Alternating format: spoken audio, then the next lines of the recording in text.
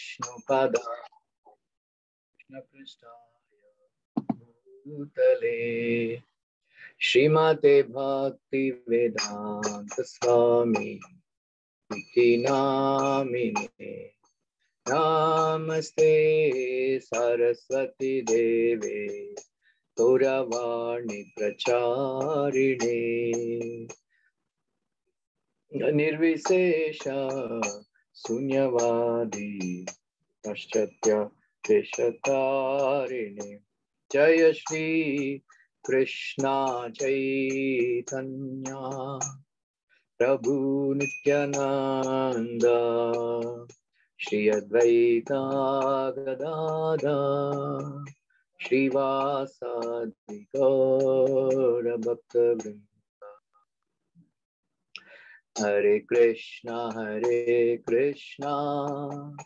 कृष्ण कृष्ण हरे हरे हरे राम राम राम हरे हरे हरे कृष्णा कृष्ण कृष्ण हरे हरे हरे राम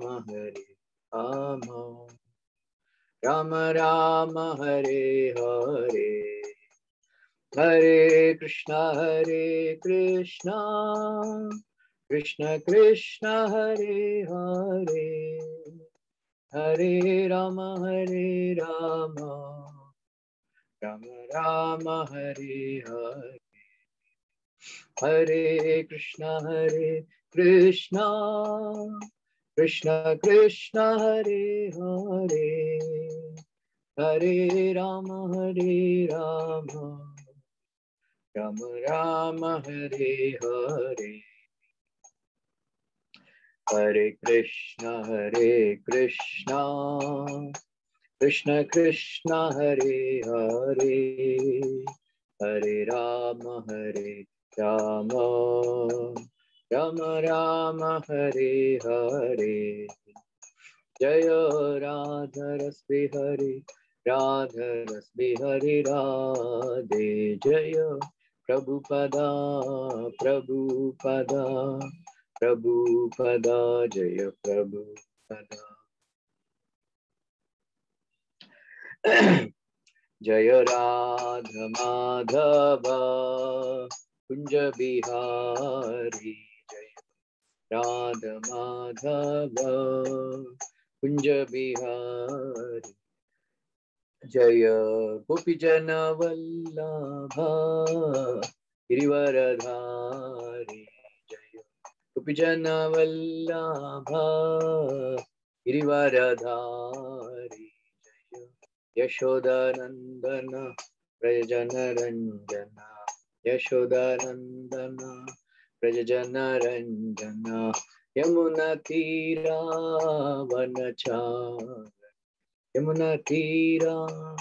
वनचारी जय राधा माधव कुंज बिहारी जय गोपीजन वल्लभ गिरिवरधारी जय गोपीजन वल्लभ गिरिवरधारी जय यशोदानंदन व्रजन रंजन यशोदानंदन व्रजन रंजन यमुना तीरा वनचारी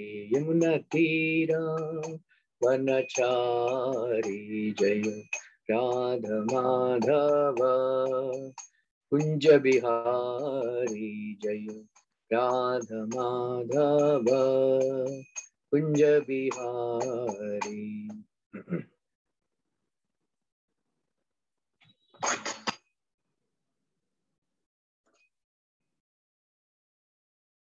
जय विष्णुपाद परमहंस परिव्राजकाचार्य अष्टोत्तरशत श्रीमदेसी भक्तिवेदांत स्वामी श्रील प्रभुपाद की नमाचार्य हरिदास ठाकुर की जय। प्रेम से कहो श्री कृष्ण चैतन्य प्रभु नित्यानंद श्री अद्वैत गदाधर शिवासदि गौर भक्तवृंद की जय। श्री श्री राधा कृष्ण गोप गोपीनाथ श्याम कुंड राधा कुंड गिरि गोवर्धन की जय। वृंदावन धाम की जय। मायापुर धाम की जय। पुरुषोत्तम क्षेत्र जगन्नाथपुरी धाम की जय। गंगामय की जय। यमुनामय की जय। तुलसी महारानी की जय। श्रील प्रभुपाद बुद्धिस्ट प्रोग्राम की जय। गौर प्रेमानंदी। ओम नमो भगवते वासुदेवाय। ओम नमो भगवते वासुदेवाय। ओम नमो भगवते वासुदेवाय।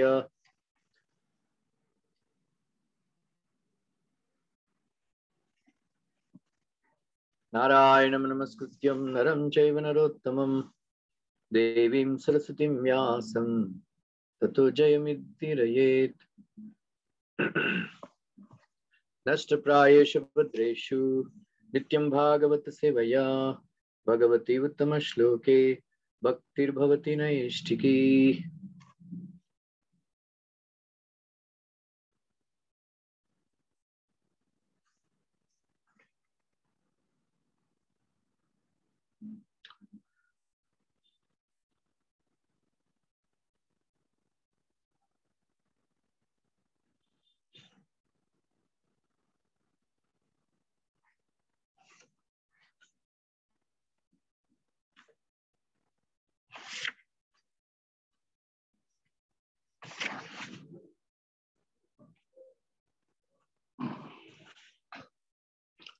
हरे कृष्णा।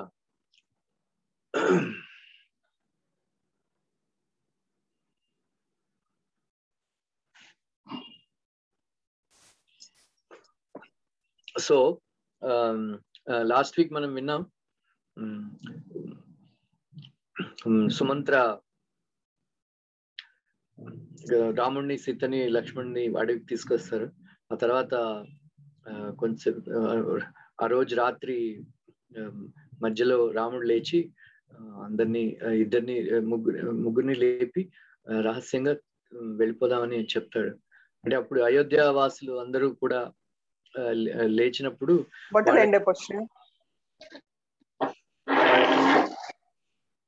వాళ్ళకి అవగతం అవుతుంది ఏంటంటే రాముడు వెళ్ళిపోయాడని.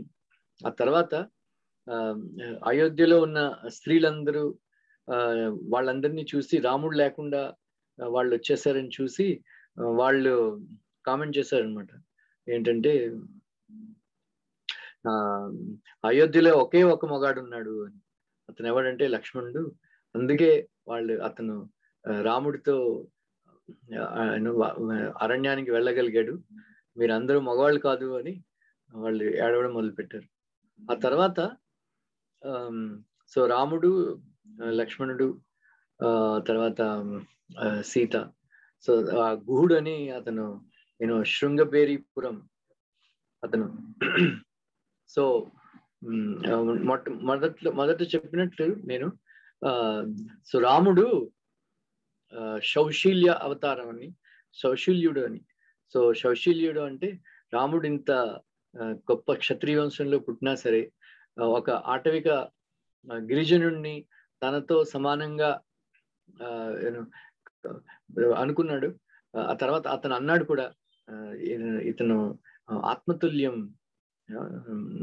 నా మరొక సోదరుడు లాంటి వాడని. సో చాలా ప్రేమగా వ్యవహరించాడు అతను గిరిజనుడు అయినా సరే గుహుడితో. నేను ఇంతకు ముందు కూడా నేను చెప్పాను ఒకసారి ఇది. సో ఒక ముగ్గురు బ్రాహ్మణ అన్నదమ్ములు అడవికి వెళ్ళి భక్తి చేసుకుంటున్నారు. భక్తి చేసుకుంటూ ఉంటున్నారు, నివసిస్తున్నారు వాళ్ళు. అప్పుడు ఆ తర్వాత ఒక వైశ్యుడు వచ్చి సలహా అడిగాడు. ఇలాగా పాపాలు చేయడం వల్ల దానివల్ల నాకు కష్టాలు కలుగుతున్నాయి, అందువల్ల నాకు ఏదైనా ఉపాయం చెప్పండి అని. అంటే అన్నదమ్ముల్లో ముగ్గురు చిన్నవాడు అతను చెప్తాడు, నువ్వు శ్రీరామ శ్రీరామ శ్రీరామ అని జపం చేయి 3 సార్లు అని, అంటే పాపాలన్నీ పోతాయి అంటే అతను ఆనందంగా వెళ్ళిపోతాడు. కానీ ఆ తర్వాత వాళ్ళ అన్నయ్యకి కోపం వస్తుంది. కోపం వచ్చి నువ్వు శ్రీరామ శ్రీరామ శ్రీరామ అని 3 సార్లు చెప్పమన్నావు. అంటే నువ్వేమనుకుంటున్నావు? ఒక్కసారి చెప్తే చాలదా శ్రీరామ అని? సో నువ్వు శ్రీరాముడి పట్ల అపరాధం చేసావు, నామాన్ని పట్ల అపరాధం చేసావు. అందువల్ల నువ్వు ఆటవికుడిగా జన్మెత్తు అని పెద్దన్న అతనికి శపిస్తాడనమాట. సో అతనే శృంగబేరిపురంలో గుహుడుగా పుట్టాడు. సో శాపం పొందినా సరే నో ప్రాబ్లం. రాముడి యొక్క సాంగత్యం కలిగింది, రాముడి యొక్క దర్శనం కలిగింది, రాముడికి సేవ కలిగే భాగ్యం కలిగింది. సో ఎంత దానివల్ల మనకి తెలుస్తుంది. ప్రభుపాద్ 6వ స్కందం భాగవతం ట్రాన్స్లేషన్ చేసినప్పుడు తర్వాత వాళ్ళు ట్రాన్స్క్రైబ్ చేసేవాళ్ళు ఎలా అంటే అజామిల యమదూతలను చూసి నారాయణ నారాయణ నారాయణ అని 3 సార్లు గట్టిగా పిలిచాడు అని వాళ్ళు రాశారు అనమాట. కానీ ప్రభుపాద్ క్లాస్ ఇస్తున్నప్పుడు అది చదివి, హూ టోల్డ్ యూ, నీకు ఎవరు చెప్పారు ఇది? వాడు అజామిల 3 సార్లు చెప్పాడని, అజామిల ఒక్కసారే చెప్పాడు అని ప్రభుపాద్ మార్పించాడు. అలాగా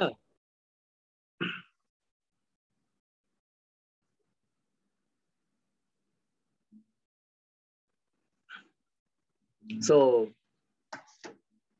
వాళ్ళు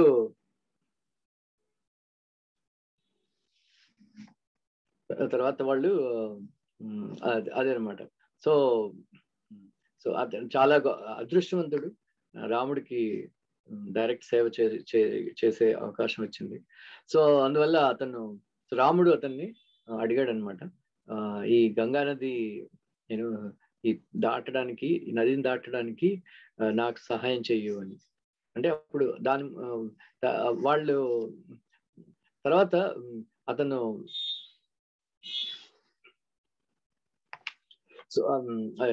సుమంత్రుడికి వీడ్కోలు చెప్పే ముందు రాముడు ఒక మంచి మాట చెప్తాడనమాట.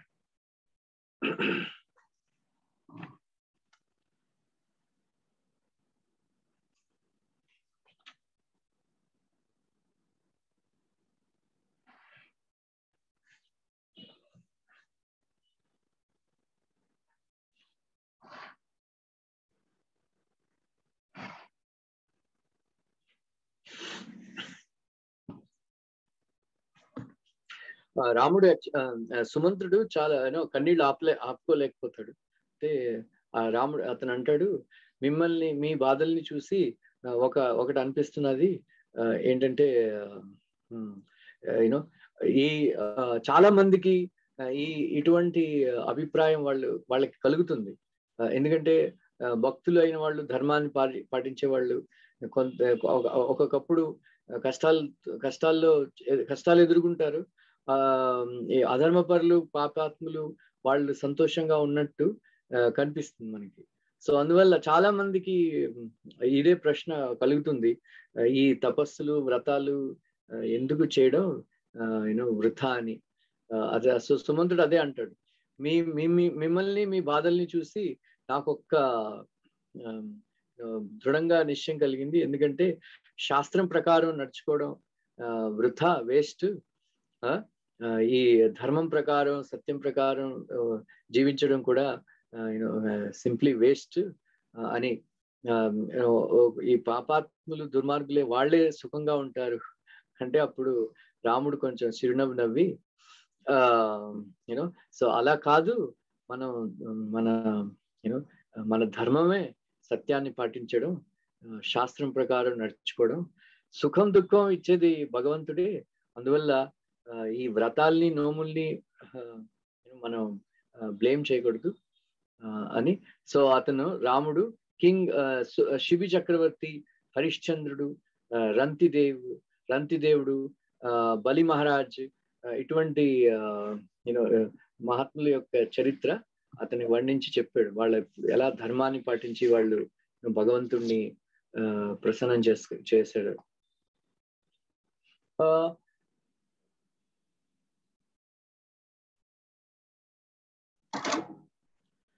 ఇది యాక్చువల్గా రామాయణంలో నేను చెప్పినట్టు రామాయణంలో ఇది ఇది లేదు. కానీ చాలా ప్రసిద్ధమైనటువంటి కథనం. యాక్చువల్గా ఒరిజినల్ రామాయణంలో లేకపోయినా సరే, యాక్చువల్గా రామాయణంలో కూడా అప్పుడప్పుడు కొంతమందికి ఇటువంటి అభిప్రాయం ఉండేదన్నమాట. అంటే నాన్కుడిగా చెప్పేవారు ఏంటంటే, రాముడు ఒక రాయిని ముట్టుకుంటే తాకితే ఆవిడ స్త్రీ అయిపోయింది అని వాళ్ళు అప్పుడప్పుడు అనుకుంటారు వాళ్ళు. కానీ సత్యం అది డిఫరెంట్ అనమాట. యాక్చువల్గా ఒక ఆచార్యుడు కమెంటరీ రాస్తారు, రాముడు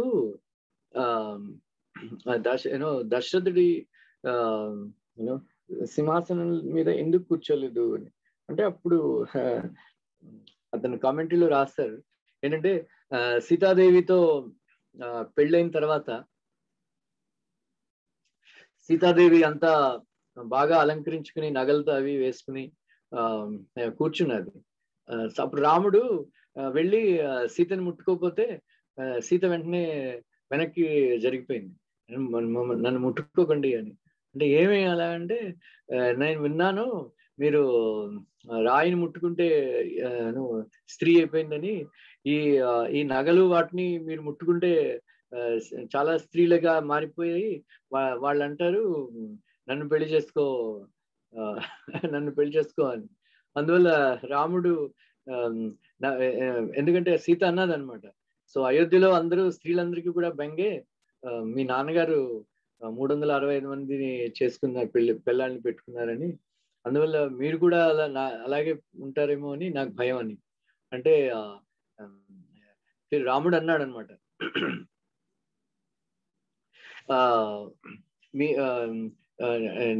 ఏం చేయాలి ఇప్పుడు నేను అని. అంటే నాకు ప్రామిస్ చేయండి మీరు నేను మళ్ళీ పెళ్లి చేసుకోకూడదని, ఏకపత్ని వ్రతులుగా ఉంటారని, అంటే అప్పుడే ముట్టుకోవాలి అని. సో తర్వాత రాముడు ప్రామిస్ చేస్తాడు, నేను ఏకపత్ని వ్రతుడుగానే ఉంటాను అని. అంటే అప్పుడు ఆ తర్వాత అతను రాస్తాడు, శాస్త్రంలో రాయబడింది, మనం గుర్తుంచుకోండి ఎప్పుడు, మనం ఎప్పుడు కూడా ఇతరుల వస్త్రాలు, ఇతరుల చెప్పులు,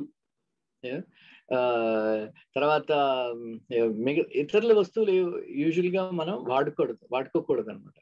సో అది వాళ్ళు కూర్చునే సింహాసనం, లైక్ బెడ్లు, ఇవన్నీ కూడా ఇతరులు వాడినవి మనం వాడుకోకూడదు.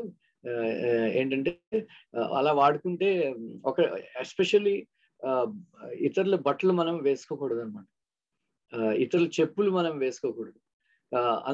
అందువల్ల ఇతరులు బట్టలు వేసుకోవడం వల్ల, ఇతరులు చెప్పులు వేసుకోవడం వల్ల వాళ్ళ యొక్క పాపాలు మనకి వచ్చేస్తాయని, వాళ్ళ యొక్క స్వభావాలు కూడా మనకి వచ్చేస్తాయని శాస్త్రంలో రాయబడింది. అందువల్ల మనం చాలా జాగ్రత్తగా ఉండాలి. ఇతరుల చెప్పులు, చాలా మంది మనం చూస్తుంటాం ఇళ్లలో ఒకే బాత్రూమ్ వెళ్ళడానికి అందరూ ఒకే సెట్ చెప్పులు వాడుతుంటారు.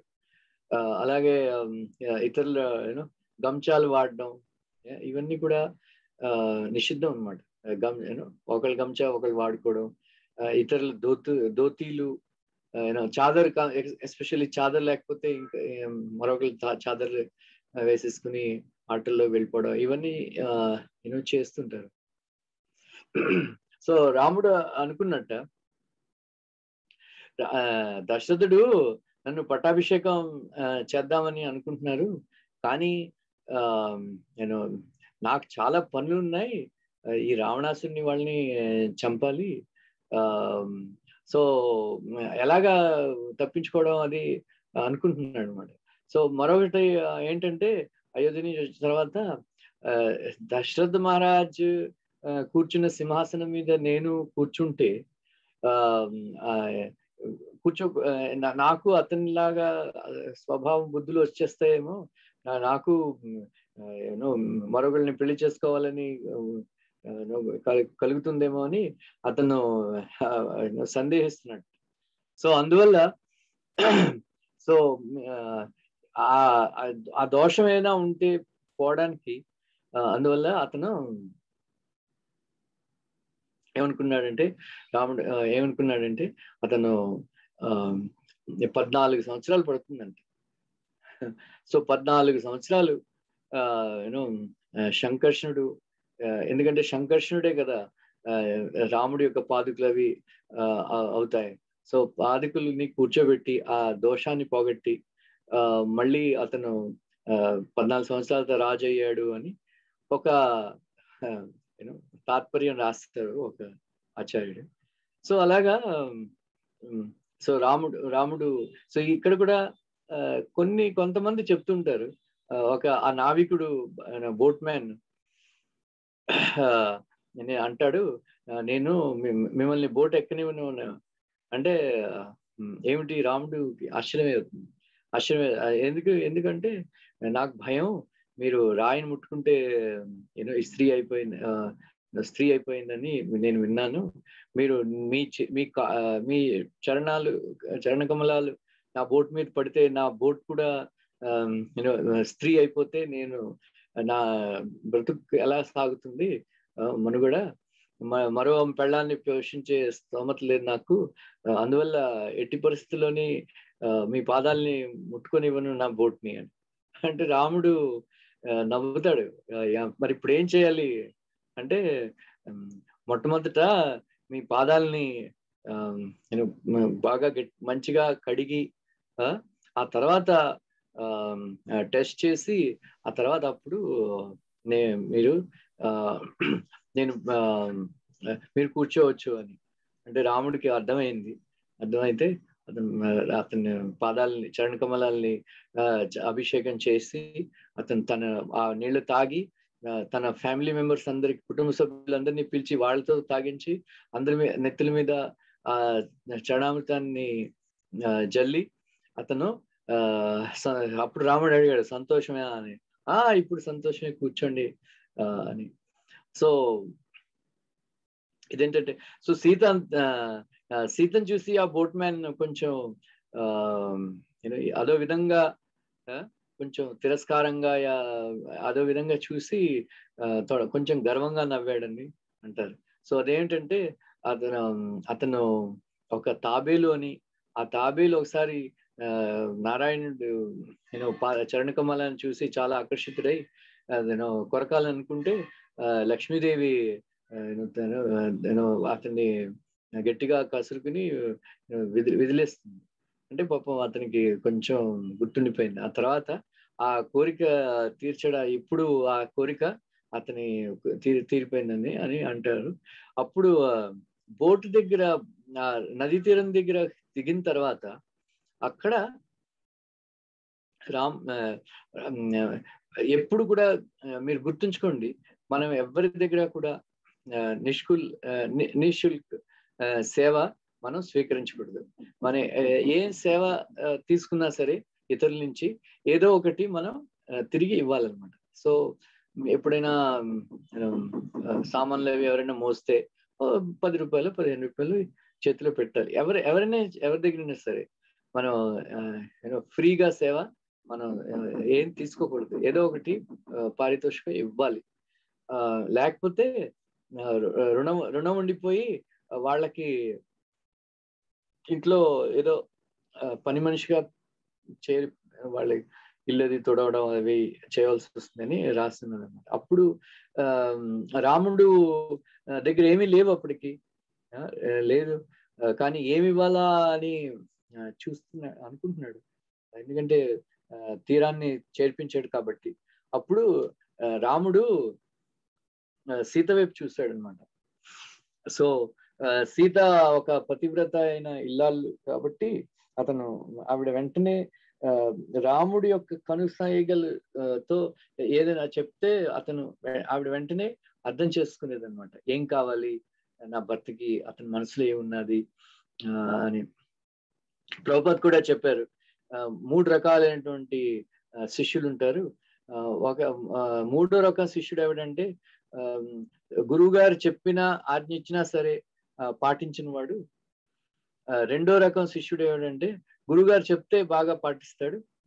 అతను మొదటి రకం శిష్యుడు ఎవడంటే గురువు గారు చెప్పకుండానే అతని మనసులో ఏమున్నదో సంజ్ఞలు బట్టి అతని బిహేవియర్ బట్టి వాళ్ళు శిష్యుడు అర్థం చేసుకుని ఆజ్ఞ పాలించేస్తాడు. First class disciple. అలాగే first class wife, second class wife, third class wife అలాగా కేటగిరీ ఉన్నదనమాట. సో అందులో సీతకి వెంటనే తెలిసిపోయేది రాముడి మనసులో ఏమున్నది. అప్పుడు తన అంగుటి తీసి ఆ బోట్ మ్యాన్ కి ఇవ్వబోయింది అనమాట. అంటే అప్పుడు ఆ బోట్ మ్యాన్ అంటాడు, నాకు నేను ఏం తీసుకోను, నాకేం అక్కర్లేదు అంటే రాముడు నవ్వుతాడు, లేదు తీసుకో, ఏదో ఒకటి ఇవ్వాలి కదా అని.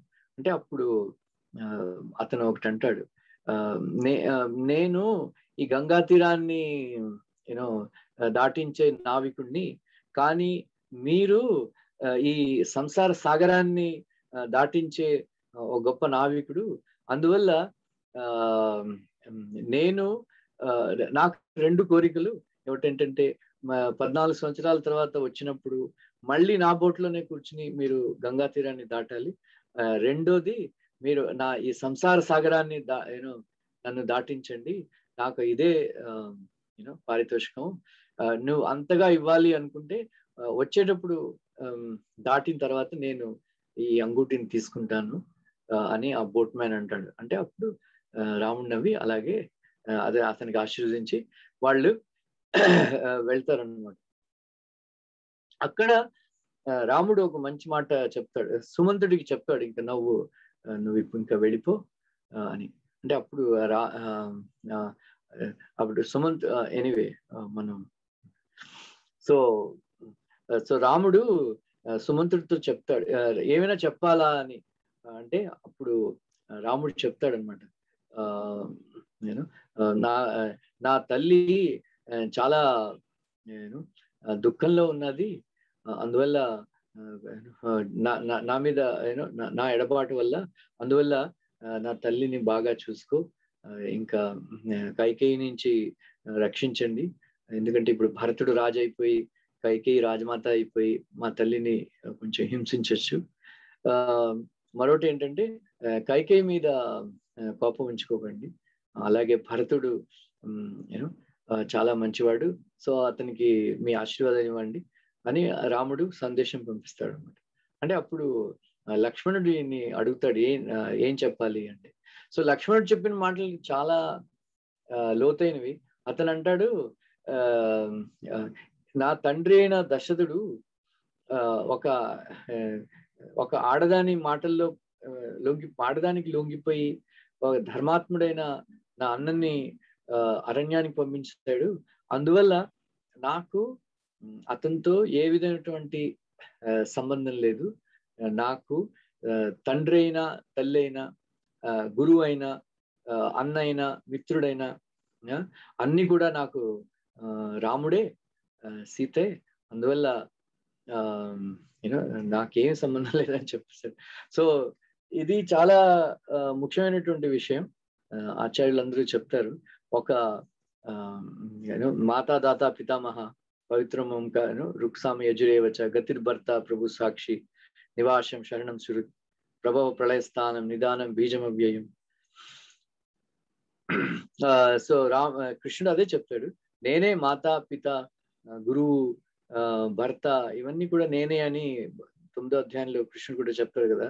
అలాగా లక్ష్మణుడిలాగా మనం కూడా ఈ శారీరకమైనటువంటి సంబంధాలు బాగా పెంచుకుని వాళ్ళే నా వాళ్ళు అని అనుకోకుండా నా తండ్రి, నా తల్లి, నా గురువు, నా సుహృతాత్ముడు ఇవన్నీ కూడా కృష్ణుడే అని మనం అనుకోవాలి అన్నమాట. అది సో ఇది చాలా ఇంపార్టెంట్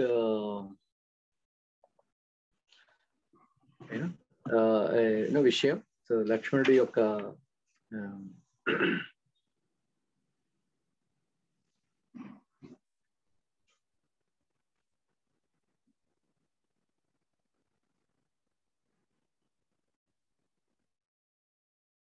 సో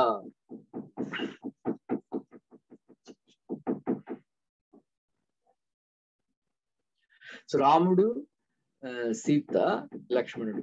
సో మొట్టమొదట రాముడు ఇంకా ఇక్కడి నుంచి నడవడం మొదలైంది అనమాట. సో యాక్చువల్ గా అరణ్యవాసం మొదలైంది. సో తర్వాత వాళ్ళు నడవడం మొదలు పెడితే రాముడు మొదట నడిచేవాడు. ఆ తర్వాత సీత అతని వెనకాల నడిచేది. ఆవిడ వెనకాల లక్ష్మణుడు తలదించుకుని నడిచేవాడు అనమాట. సో ఇది రాముడు విడిచిపెట్టిన అతని పాద చిహ్నాలని సీత వాటి మీద తన పాదాలని వేయకుండా చాలా జాగ్రత్తగా నడిచేది అనమాట. సో వీళ్ళిద్దరి పాద చిహ్నాల మీద తన పాదాలు పడకుండా లక్ష్మణుడు చాలా జాగ్రత్తగా నడిచేవాడు అనమాట. సో వాళ్ళు ముగ్గురు నడుస్తూ ఉంటే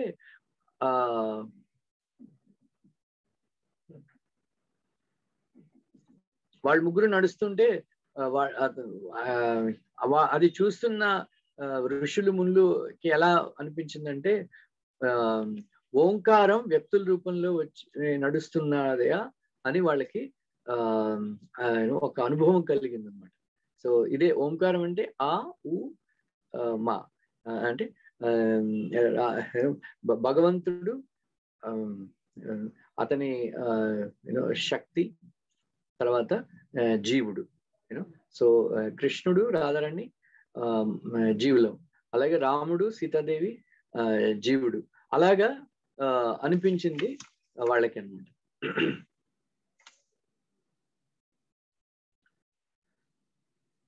సో తర్వాత నడిచి సంగమంకి దగ్గరికి వెళ్తారనమాట. సంగమం దగ్గరికి వెళ్ళినప్పుడు అక్కడ ఒక దివ్యమైనటువంటి తేజస్తో ఉన్న ఒక గొప్ప ఋషి వాళ్ళని చూస్తుంటారు అనమాట. చూస్తుంటే రాముణ్ణి అతనికి రాముడిని గుర్తించి అప్పటికే ఈ రాముడి యొక్క చరిత్ర అంతా, వనవాసం వెళ్ళడం అన్నీ కూడా అతనికి తెలిసిపోయింది. అతను చిరునవ్వు నవ్వుతూ రాముణ్ణి, సీతని, లక్ష్మణ్ని చూస్తూ నిలబడ్డాడు అనమాట.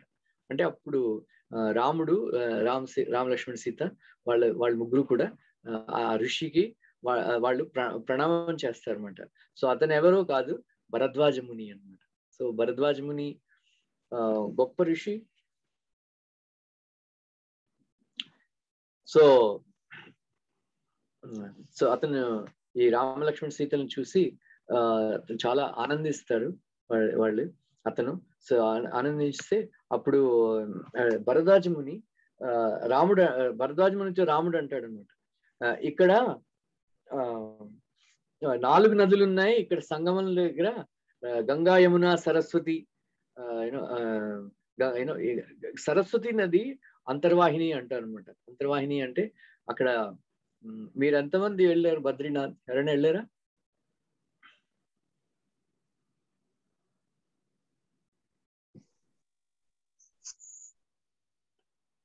నేను వెళ్ళాను ప్రభుజీ. హరే కృష్ణ. ఎవరు? నేను వెళ్ళాను, లక్ష్మి మాత. నేను వెళ్ళానండి. 2 months 25 days ఉన్నాను. ఓకే. అక్కడ సరస్వతి నది పుట్టించోట వ్యాస మహర్షి ఆశ్రమం ఉన్నదన్నమాట. సో అక్కడ మనకి అనిపిస్తుంది సరస్వతి నది ఎంత చాలా శబ్దం చేస్తూ ప్రవహించడం మొదలు పెడితే వ్యాసుడికి డిస్టర్బెన్స్ అయ్యి అతను ఇంత డిస్టర్బ్ చేస్తున్నావు అతను నువ్వు ఇంకా కనిపించకుండా ఉండి ప్రవహించు అని అతను శపిస్తాడు అనమాట. శపిస్తే అందువల్ల సరస్వతి నది అంతర్వాహిని అయిపోయింది అనమాట. చాలా రహస్యంగా ప్రవహించి యమున అక్కడ త్రివేణి సంగమం అంటారు. అందువల్ల అక్కడ అలహాబాద్ దగ్గర ఈ 3 నదులు కలుస్తాయి అన్నమాట. సో దాన్ని సంగమం అంటారు. సో చాలా గొప్ప దివ్యమైనటువంటి ప్రదేశం అక్కడ. నేను కొన్ని 5-6 సంవత్సరాల కిందట నేను వెళ్ళాను అక్కడ అలహాబాద్ లో. ప్రభుపాద్ కూడా రాస్తారు, ఇది చాలా గొప్ప నది, గొప్ప ప్రదేశం, ప్రయాగరాజ్ అంటారు. తీర్థయాత్రలకి అందరికీ కూడా రాజు ప్రయాగరాజు అని ప్రభుపాద చెప్తారు. సో మాఘమాసంలో చాలా మంది ఇక్కడికి వచ్చి గంగలో స్నానం చేస్తారు అని. అక్కడ బోట్ మీద తీసుకెళ్తారు సంగమం దగ్గర. చాలా దివ్యమైనటువంటి దృశ్యం అది. గంగా తెల్లగా, యమున నల్లగా, రెండు నదులు కలిసి ఎంత లోతంటే అక్కడ ఎంత చాలా మంచి వేగంతో ప్రవహిస్తాయి నదులు, రెండు నదులు కలుస్తూ. చాలా భయం వేస్తుంది. వాళ్ళు బోట్ మీద తీసుకెళ్ళి పెద్ద పెద్ద చైన్లు కట్టబడి ఉన్నాయి. కట్టబడి అక్కడ ఒక ప్లాట్ఫామ్ కట్టి పెద్ద పెద్ద చైన్లు వేసి ఆ చైన్లు పట్టుకుని స్నానం చేయాలి సంగమంలో. ఎప్పుడైనా సరే ఎవరైనా మునిగిపోతే మళ్ళీ ఇంకా అంతే, శవం దొరకడం కూడా కష్టమే. అంత వేగంగా నదులు ప్రవహిస్తాయి, అంత లోతు కూడా.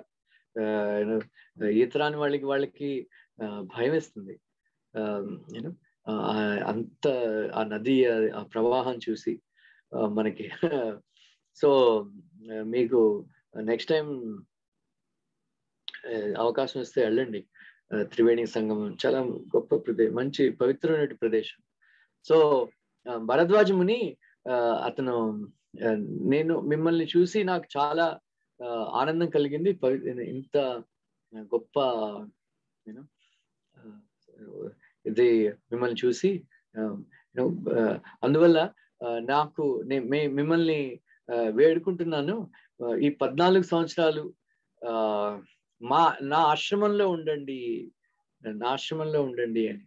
అంటే ఇప్పుడు రాముడు మన్నించండి, ఎందుకంటే అందరికీ తెలిసిపోతుంది. చాలా మంది త్రివేణి సంగమంలో స్నానం చేయడానికి వస్తుంటారు.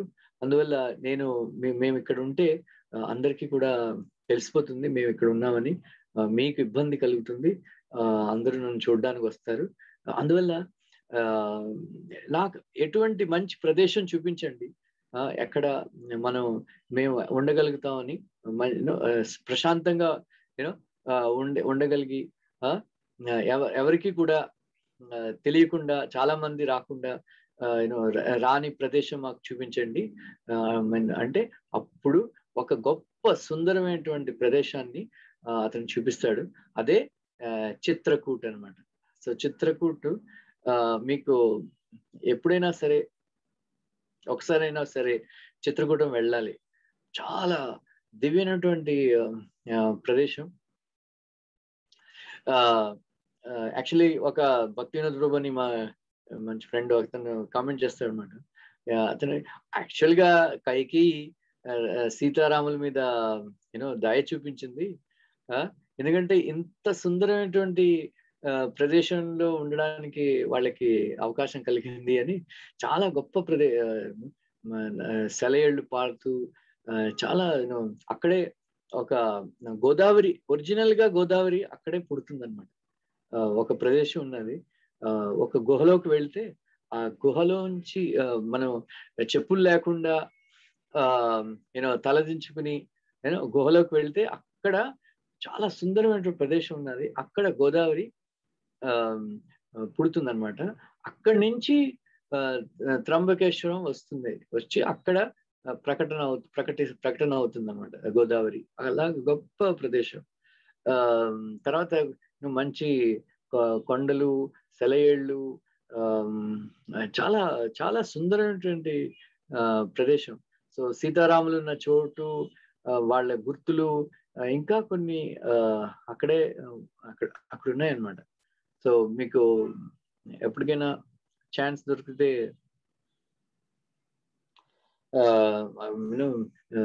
చిత్రకూటం వెళ్ళండి తప్పకుండా. ఆ తర్వాత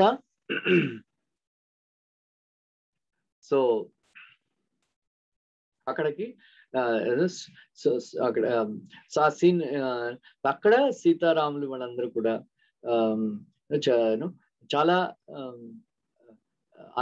ఆనందంగా, ఎంతో సీత రాముడి వాళ్ళకి ఆవిడికి అదే కావాల్సింది, ఆ కోరిక అనమాట.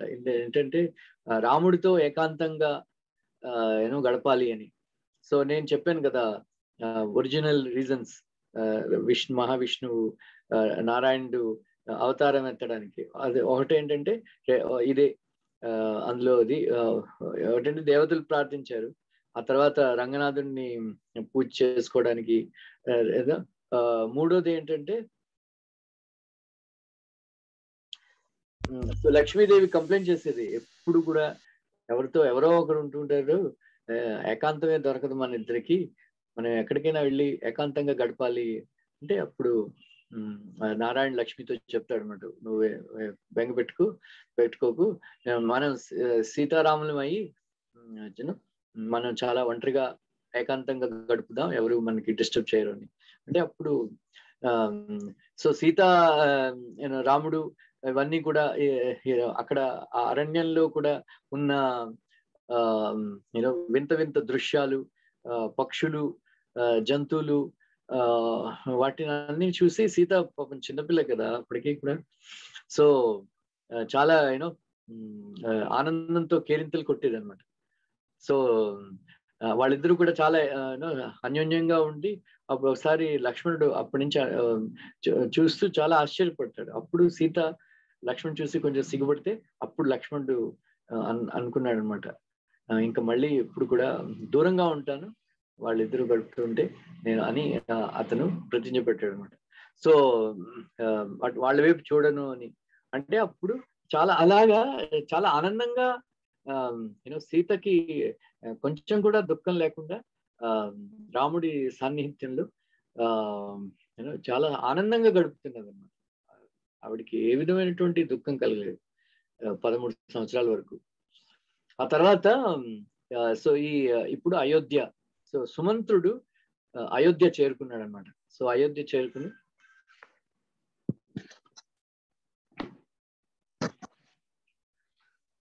సో దశరథుడు ఎలాగైనా సరే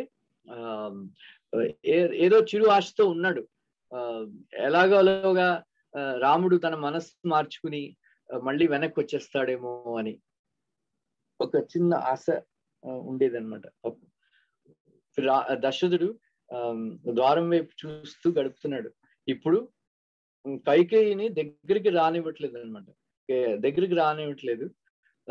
ఇప్పుడు అతను కౌశల్య భవనంలోకి షిఫ్ట్ అయిపోయాడు. సో ఇన్ని సంవత్సరాలు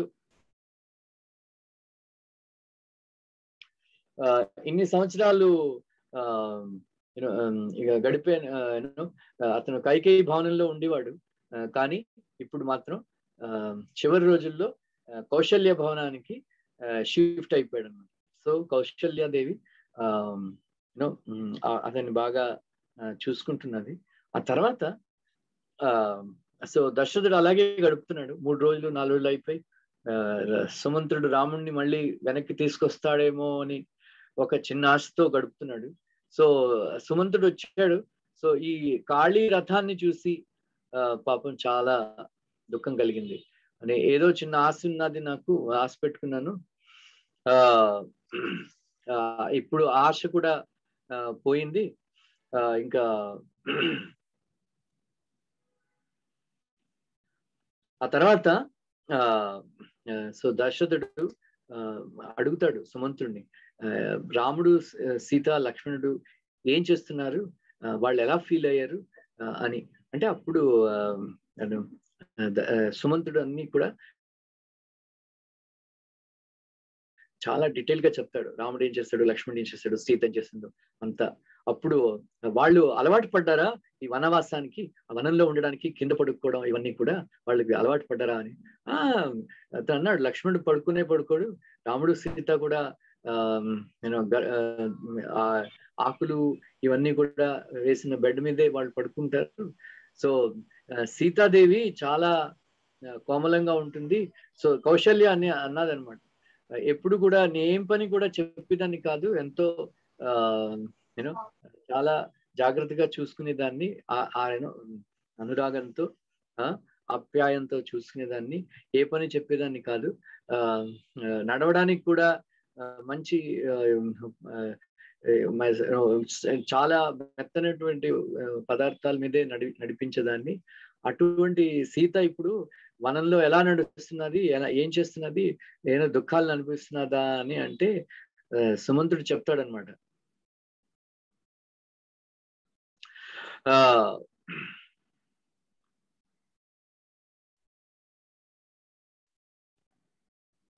ఆ తర్వాత సీత చాలా యూనో ఆనందంగా ఉన్నది, ఆవిడకి ఏమీ ఇబ్బంది లేదు అని. కానీ సుమంతుడికి మాత్రం దశరథుడికి చాలా దుఃఖం కలిగి యూనో సో దశరథ మహారాజు ఇంకా రాముడు రాడు అని గట్టిగా ఏడవడం మొదలు పెట్టాడు.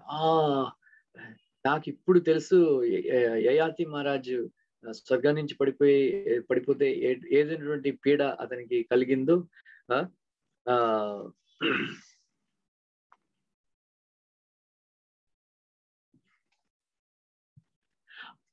తర్వాత సో కౌశల్యకి పాపం యూనో కొంచెం దుఃఖం కలిగింది. ఎందుకంటే మీ వల్లే కదా ఇవన్నీ కూడా దుఃఖం, నన్ను కూడా పంపించేయండి. నేను ఒక ఆడదానికి ఒక స్త్రీకి ఇద్దరి మీద చాలా ఆధారపడి ఉంటుంది. అది ఒకటి భర్త, రెండోది కొడుకు. భర్త సహాయం నాకు ఎప్పుడు కూడా దొరకలేదు. నేను ఎంతో గారాభంగా ముద్దుగా నేను రాముణ్ణి పెంచుకుని తర్వాత నాకు సుఖపెడతాడని నేను అనుకున్నాను. అది కూడా మీరు తీసేశారు నా జీవితంలోంచి. ఆ తర్వాత ఇప్పుడు మీకు ఆనందంగా ఉన్నదా అని దెప్పిపొడుస్తుంది అన్నమాట. అంటే అప్పుడు దశరథుడు వేడుకుంటాడు, నేను ఆల్రెడీ బాధలో ఉన్నాను, నన్ను ఇటువంటి యూనో దెప్పిపొడి మాటలు మాట్లాడి మరింత బాధ కలిగించకు నన్ను, నేను ఈ బాధని నేను భరించలేను అని. ఆ తర్వాత దశరథుడు చెప్తాడనమాట. సో నాకు యవ్వన గర్వం వల్ల నేను పెద్ద తప్పు చేశాను. ఆ తప్పు చేయకపోతే ఈ బాధ కలిగేది కాదు కదా. అందువల్ల నేను శ్రవణ కుమారుడి తల్లిదండ్రులకి కలిగించిన బాధ, ఆ నొప్పి నాకు ఇప్పుడు కర్మ వల్ల, నా కర్మ ఫలితం వల్ల కలుగుతున్నది నాకు. ఎందుకంటే నాకు తెలియకుండా నేను వాళ్ళకి బాధ కలిగించాను, కానీ బాధ కలిగించాను కదా, అందువల్ల వాళ్ళు నరకానికి వెళ్ళమని ఏదో శపించలేదు. ఎందుకంటే తెలిసి నేను అతన్ని చంపలేదు. అందువల్ల నాకు మృత్యు వాళ్ళు ఇవ్వలేదు, కానీ వాళ్ళకి ఎంత నొప్పి కలిగిందో అంత నొప్పి 100 రెట్లు నొప్పి నాకు కలిగిస్తున్నాడు, కలిగిస్తుంది ఈ శాపం అని చాలా విలపించి ఒకటే రామ సీత లక్ష్మణ్ అని గట్టిగా అరుస్తూ తను రామ రామ అని అతను ప్రాణాలు విడిచిపెట్టేస్తాడు. సో విడిచిపెట్టేస్తే సో దశరథుడు మాట్లాడడం మానేస్తే అప్పుడు కౌశల్యకి అనుమానం వచ్చి చెక్ చేస్తే ఆవిడకి అనిపించింది ఇంకా ప్రాణాలు విడిచిపెట్టేశాడని. అంటే అప్పుడు కౌశల్య, ఇది మనకి కామనే కదా, ఎవరైనా చనిపోతే మనకి ఎవరినో ఒకరిని బ్లేమ్ చేయాలి, అదే కదా. సో మనం ఎవరైనా చచ్చిపోతే మనం ఎందుకు బ్లేమ్ చేస్తాం ఇంకోరిని, ఎవరినైనా? తెలుసా మీకు?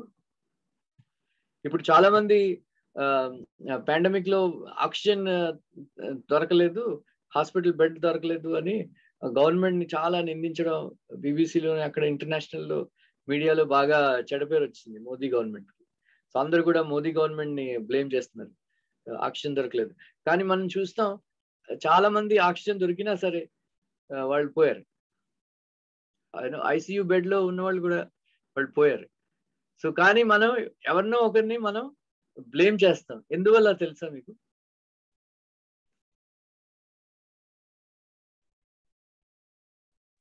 లేదు ప్రభుజీ. చెప్పండి గోపిచంద్ కృష్ణ ప్రభు, చెప్పండి. ఓ రహస్యం ఉన్నది. That is ego, Prabhuji. We don't expect, we don't consider that we are the cause for everything. We are also cause for everything, and it is because of somebody else pushing on the others. Actual గా ఈ కథ వ్యాస మహర్షి అభిమన్యుడు చనిపోయినప్పుడు యుధిష్ఠిర మహారాజ్ చెప్తాడు ఏంటంటే, మొట్టమొదట్లో మృత్యు అనేది లేదనమాట. లేకపోతే ఎవరు చనిపోయేవారు కాదు. అక్కడ జనాభా ఎక్కడ పడితే అక్కడ. సో తర్వాత వాళ్ళందరూ వేడుకున్నారు బ్రహ్మదేవుడిని, ఏదో చేయండి అని. అంటే అప్పుడు బ్రహ్మదేవుడు సంకల్పిస్తాడు అనమాట. సో అప్పుడు ఆ సంకల్పం వల్ల మృత్యుదేవత జన్మిస్తుంది అనమాట. సో మృత్యుదేవత జన్మిస్తే ఆవిడ అడుగుతుంది, నా కర్తవ్యం ఏంటి అంటే, మీరు ఒక మృత్యు అని, నువ్వు మృత్యుదేవతవి, నువ్వు భూలోకంలోకి వెళ్ళి అందరినీ చంపాలి అంటే పాపం ఆవిడికి దుఃఖం కలుగుతుంది. నేను అందరినీ చెప్పుతుంటే నన్ను అందరూ నిందిస్తుంటారు, అందరి నిందలు విని విని విసిగెత్తిపోతాను, నాకు ఈ జాబ్ వద్దు, నాకు రిజైన్ చేస్తున్నాను అంటే పాప ఆవిడ రిజైన్ చేసి వెళ్ళిపోతుంది, తపస్సు చేయడానికి వెళ్ళిపోతుంది. తపస్సు చేసుకుని వెళ్ళిపోతే చాలా సంవత్సరాలు తపస్సు చేసి బ్రహ్మదేవుడు వస్తాడు. ఏంటి అంటే, నాకు ఈ ఉద్యోగం వద్దు, ఈ పని నాకు, ఈ పని చేయడం నాకు ఇష్టం లేదు అంటే బ్రహ్మదేవుడు చెప్తాడు, నా సంకల్పం వల్ల ఈ పని కోసమే నువ్వు పుట్టావు, అందువల్ల నువ్వు ఈ పనే చెయ్యాలి, ఇంకా మరో దారి లేదు నీకు అంటే అప్పుడు ఆవిడ చాలా కన్నీళ్లు కారుస్తుంది, బొట్ట. అతడు బ్రహ్మదేవుడు ఆ కన్నీళ్ళని తన దోసిట్లో పట్టుకుని అతను అడుగుతాడు, నీకు ఏమిటి ప్రాబ్లం ఏమిటి అంటే, నాకు ఈ పని చేయడం ఇష్టం లేదు, ఎందుకంటే అందరూ నన్ను నిందిస్తారు, నేను మృత్యుదేవతని అంటే. అప్పుడు ఓకే, నిన్ను నిందించకుండా ఉంటే నువ్వు చేస్తావా? నో ప్రాబ్లం అంటే అప్పుడు ఆ కన్నీళ్లు పట్టుకుని, ఈ కన్నీళ్ళ వల్ల నీకు ఇద్దరు సాథీదారులను ఇస్తాను, సహకారులను ఇస్తాను. ఒకటి ఓల్డ్ ఏజ్, రెండోది డిసీజ్.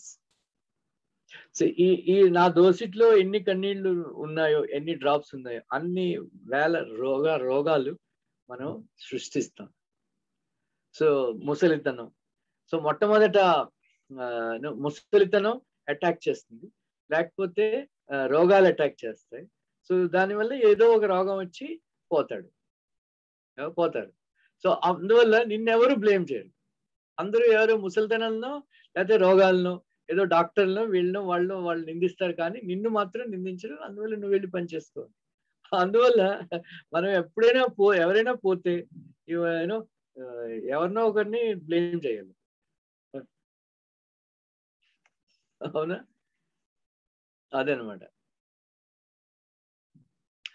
సో కౌశల్యాదేవి చెప్తుందనమాట,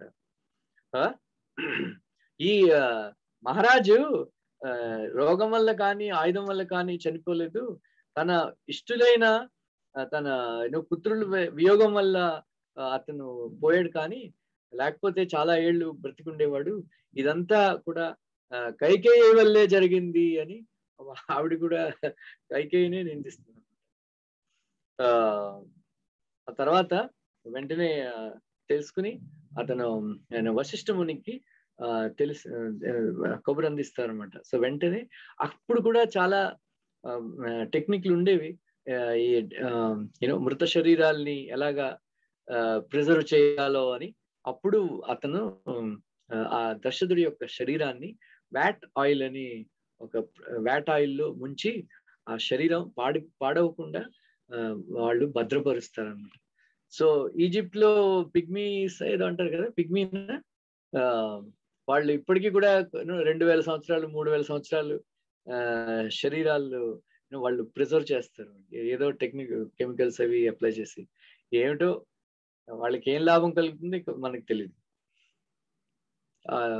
మృత శరీరాల్ని అంత్యేష్టి చేయకుండా వాళ్ళ ఆ శరీరాల్ని దాచి భద్రపరచడం ఏమిటో వాళ్ళ ఫిలాసఫీ. చాలా అశుభం అన్నమాట యాక్చువల్లీ మృత శరీరాల్ని ఇన్ని సంవత్సరాలు. సో 3-4 రోజులు ఏదో ఒక 10 రోజులు ఏదో దాచిపెట్టి ఎవరో పెద్ద కొడుకు వస్తున్నాడో ఏదో అని అంటే అదో మరొక, లేకపోతే ఏమిటో.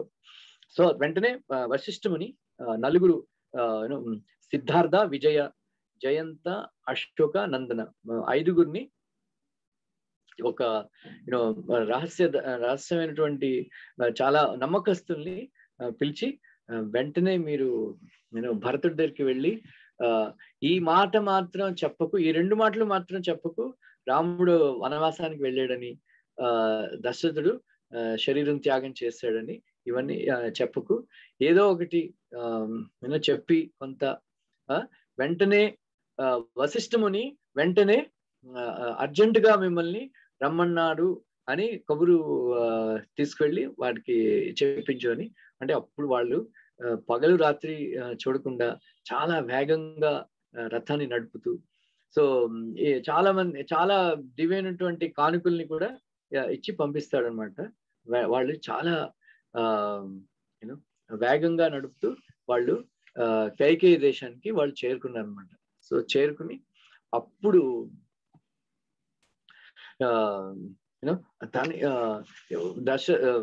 భరత్ మహారాజ్కి అక్కడ ఒక భయంకరమైనటువంటి స్వప్నాన్ని చూస్తాడనమాట. ఏదో చాలా భయపడిపోతాడు. ఏంటంటే దశరథుడు యాక్చువల్లీ మనకి ఎవరికైనా కొన్ని ఈ స్వప్నం యొక్క సైన్స్ రామాయణంలో చాలా ఉన్నది. మిగతా కొన్ని పురాణాల్లో కూడా ఏ స్వప్నం వస్తే ఏమిటవుతుంది ఇవన్నీ కూడా యాక్చువల్ గా పొద్దున్నే వచ్చిన స్వప్నాలు ఇవన్నీ ఇవన్నీ కూడా ఉన్నాయి. కొన్ని స్వప్నాలు వచ్చినప్పుడు కొన్నిటికి సంకేతాలు అన్నమాట. మనం ఎప్పుడైనా సరే మనం ఏదో గాడిద మీద కూర్చునో ఏదో అలా కూర్చునో మనం దక్షిణ దిక్కు మనం వెళ్తున్నాము అంటే మన మృత్యు దగ్గర అయిపోయిందని అర్థం అది. సో అలాగా అతను దశరథుడిని ఏదో యాక్చువల్ గా నూనెది శరీరానికి ఒంటికి రాసుకుని నూనె తాగుతూ గాడిద మీద వెళ్తూ అప్పుడు లేకపోతే తల తెగిపోయినట్టు మొండవే నడుస్తున్నట్టు ఇవన్నీ ఇటువంటి రకాలైనటువంటి స్వప్నాలు దశరథుడి గురించి భరతుడు చూస్తున్నాడు అనమాట. చాలా భయంకరమైనటువంటి స్వప్నాలు. సో అతనికి చాలా బెంగ పట్టుకున్నాడు అనమాట. ఏమైనా అశుభం ఏమైనా జరిగిందా, లేకపోతే జరగబోతుందా అని చాలా చింతిస్తూ ఉన్నాడు అనమాట. శత్రుఘ్నుడితో కూడా చెప్పుకుంటున్నాడు, తన స్నేహితులతో కూడా చెప్పుకుంటున్నాడు, ఏమో నాకు అయోధ్య వెళ్ళాలని అనిపిస్తున్నది, ఏదో కీడు జరగబోతున్నది నాకు అనిపిస్తున్నది, ఏదో కీడు జరిగినట్లు నాకు అనిపిస్తున్నది, వెంటనే వెళ్ళాలి అని అతను తన స్నేహితులతో చర్చిస్తుంటే అప్పుడే అతనికి సమాచారం దొరుకుతుంది. ఈ అయోధ్య నుంచి 5గురు రాయబారులు వచ్చారు, మిమ్మల్ని కలియాలి అని అనుకుంటున్నారండి, వశిష్ఠముని పంపించాడు అంటే. అప్పుడు వాళ్ళని చూసి అతనికి మరింత బెంగ పెట్టేసుకున్నాడు. ఏంటి, అయ్యో ఏమిటి, నేను ఇలా అనుకుంటుంటే అయోధ్య నుంచి వీళ్ళు వచ్చారు మెసెంజర్స్, అందువల్ల ఏమిటని అంటే వాళ్ళు వెంటనే భరతుడు ఎన్నో ప్రశ్నలు అడుగుతాడు. ఏమిటి, దశరథుడు బాగున్నాడా, రాముడు బాగున్నాడా, లక్ష్మణుడు బాగున్నాడా, ఏమైనా అందరూ క్షేమంగా ఉన్నారు కదా, అది ఇది అంటే వాళ్ళకి వశిష్ఠముని చెప్పాడు కదా వాళ్ళకి, నువ్వేమి కూడా వాళ్ళకి చెప్పుకోని అంటే. అప్పుడు వెంటనే లేదు అందరూ బాగానే ఉన్నారు అని అబద్ధం చెప్పేసి కానీ వశిష్ఠముని మిమ్మల్ని వెంటనే తోలికి రామన్నారు, ఏదో విశేషమైనటువంటి కార్యం ఉన్నది, అందువల్ల మిమ్మల్ని వెంట తీసుకుని రమ్మన్నాడు అని. అంటే భరతుడికి వాళ్ళ మొహాలు చూసి ఎంతైనా సరే మనం ఎన్ని అబద్ధాలు చెప్పినా సరే మన కళ్ళు మాత్రం నిజాలే చెప్తాయి కదా. కళ్ళు అబద్ధం ఎప్పుడు ఆడవు. అందువల్ల భరతుడికి అనుమానం కలిగింది, కానీ అనుకున్నాడు వశిష్ఠుడు దగ్గర ట్రైనింగ్ తీసుకున్న వాళ్ళు, అందువల్ల గురువుగారు చెప్పందే వీళ్ళు కూడా చెప్పరు, గురువుగారు ఏం చెప్తే అదే మన, సో వీళ్ళని అడిగి వృథా, అందువల్ల మనం వెంటనే వెళ్దామని వాళ్ళను బయలుదేరుతారు అనమాట వాళ్ళు. సో వాళ్ళు కూడా చాలా గొప్ప గొప్ప కానుకలు ఇస్తారు, గొప్ప గొప్ప కానుకలు ఇస్తారు అనమాట. ఆ తర్వాత 8 రోజులు పట్టింది వాళ్ళు అయోధ్యకి చేరుకోవడానికి. సో అయోధ్య చేరుకోకముందు ఒక్క గ్రామం ముందు కోశల్ దేశంలో ప్రవేశించినప్పుడు అతను అనుకున్నాడు, ఏదో మనసులో ఏదో దిగులు, ఏదో ఒక రకమైనటువంటి ఆతృత, ఉత్కంఠ, ఒక రకమైనటువంటి మైండ్ డిస్టర్బ్ సో అది భరతుడికి. సో అందువల్ల వెంటనే అతను బయలుదేరాడు. కానీ అతనికి చాలా ఉత్సాహం, వేగేలా వీళ్ళందరినీ వెనక్కి పెట్టేసి, ఎందుకంటే చాలా కానుకలు అవి ఇవ్వడం వల్ల ఆ రథంలో బరువు ఎక్కువైపోయి రథం కూడా స్పీడ్ కూడా తగ్గిపోయింది అన్నమాట. సో అందువల్ల కానీ వాళ్ళందరినీ కూడా విడిచిపెట్టి వెళ్ళడం ఇష్టం లేదు, ఎందుకంటే శత్రువులు వాళ్ళు అటాక్ చేస్తారని. ఎప్పుడైతే కోశల్ దేశంలో ప్రవేశించాడో భరతుడు, ఇంకా ఇక్కడ సేఫ్ కదా అని భరతుడు వాళ్ళందరినీ కూడా వెనకాల విడిచిపెట్టి చాలా వేగంగా రథం నడిపిస్తూ అయోధ్య దగ్గర చేరుకున్నాడు. అయోధ్య దగ్గర చేరుకుంటే అతనికి ఆశ్చర్యం వేసింది అయోధ్య నగరాన్ని చూసి. ఏంటంటే ఒక గోస్ట్ టౌన్ లా కనిపించింది అనమాట అయోధ్య నగరం. అయోధ్య అంటే గొప్ప దేశం అప్పుడు ఆ రోజుల్లో, కానీ ఎక్కడా కూడా జనపదాల్లో ప్రజలు లేరు, చర్చలు ఏమీ లేవు, సంగీత సభలు ఏమీ లేవు. అతనికి ఏదోలాగా అక్కడున్న చెట్లు, చేమలు, జంతువులు అందరూ కూడా ఏడుస్తున్నట్టు అతనికి అనిపించింది అన్నమాట.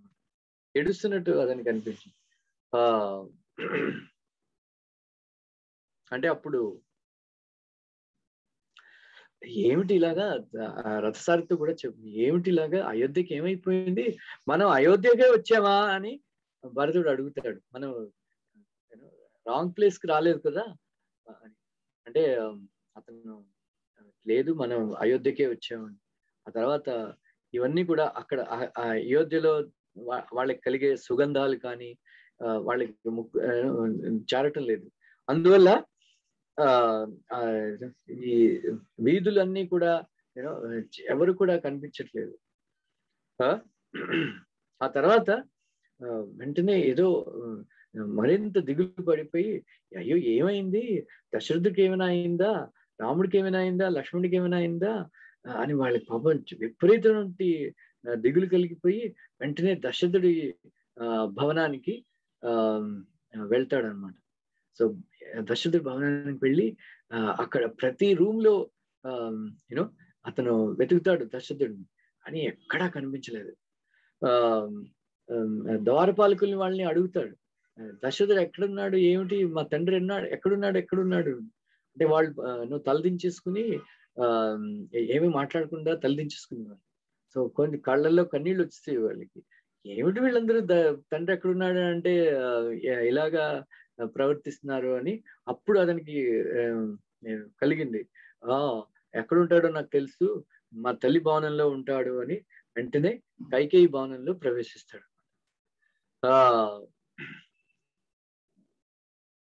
అక్కడ కూడా ప్రతి పని మనిషి, ప్రతి గాడ్, వీళ్ళందరూ కూడా చాలా వింతగా ప్రవర్తిస్తూ ఏమిటి అని వెంటనే తల్లి దగ్గరికి వెళ్ళి తల్లికి నమస్కారం చేసి కాళ్ళకి నమస్కారం పెట్టి ప్రణామం చేసి అడుగుతాడనమాట, ఏమిటి ఇలాగా నగరం అది కూడా ఇలాగా చాలా దిగులుగా, అందరూ కూడా దిగులుగా కనిపిస్తున్నారు, ఏమిటి ఇలాగా అయిపోయింది, మా తండ్రి ఎక్కడున్నాడు, తండ్రి భవనంలో వెళ్ళాను నేను, అతను అక్కడ లేడు, ఏమిటి ఎక్కడున్నాడు మా తండ్రి అంటే, కైకేయి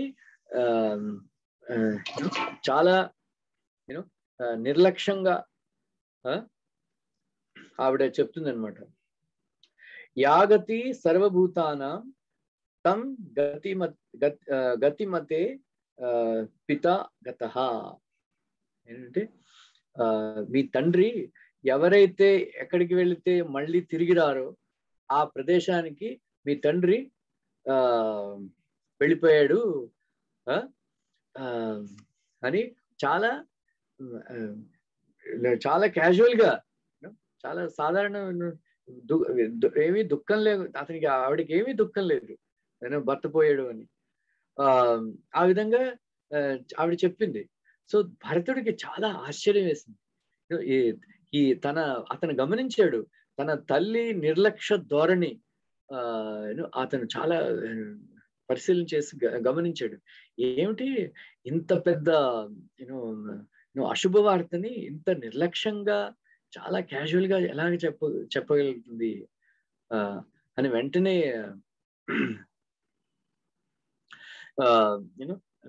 అతను ఆశ్చర్యపడి తండ్రి యొక్క మరణాన్ని విని చాలా దుఃఖిస్తూ ఉంటే ఆవిడ కూడా ఫిలాసఫీ చెప్పడం మొదలుపెట్టింది. ఎందుకంటే జాతస్య హి ధ్రువం మృత్యు ధ్రువం జన్మ మృతస్య చ అని. ఆ తర్వాత ఆవిడ మంచి మాట చెప్తుంది, శోకించడం వల్ల మనకి ఏం లాభం, శోకించడం వల్ల పోయిన వాళ్ళు తిరిగి వస్తారా అని అడిగింది. ఎందుకంటే శరీరం ఎప్పటికో ఒకసారి నశిస్తుంది కదా, అందువల్ల మనం శోకించడం వల్ల మనకి ఏం లాభం. కృష్ణుడు ఐ థింక్ 30వ శ్లోకంలో 2వ అధ్యాయంలో చెప్తాడు, దేహి నిత్యం అవధ్యోయం దేహే సర్వస్య భారత తస్మాత్ సర్వాణి భూతాని నత్వం శోచితుం అర్హసి. సో దీని అర్థం ఏమిటంటే, యాక్చువల్ గా నువ్వు మరొక ఆత్మ అనేది దేహి నిత్యంగా ఉండేది, అందువల్ల అవధ్యమైనటువంటిది, అందువల్ల అటువంటి ఆత్మకి శోకించడానికి తగినవాడు కాదు అంటాడు కృష్ణుడు. You don't deserve, you don't have qualification, ఎందుకంటే నీకు మృత్యువే లేదు అందువల్ల నువ్వు శోకించడానికి తగవు, ఎందుకంటే నువ్వు అమృతస్య పుత్ర, నువ్వు అమృతమంతుడివి, అందువల్ల నువ్వు శోకించకూడదు, ఎందుకంటే శోకించే అర్హతే లేదు, ఎందుకంటే నీకేం మృత్యువే లేదు కదా అని కృష్ణుడు ఆ శ్లోకంలో చెప్తాడు. అలాగా సో భరతుడు అంటాడనమాట, అంటే నేను అనుకున్నాను రాముడి యొక్క పట్టాభిషేకం జరుగుతున్నదని నాకు అనిపించింది, అందువల్ల ఇంత అర్జెంటుగా రమణమని కబురు పెట్టారు అని అనుకున్నాను, కానీ ఈ విధంగా ఇదైందా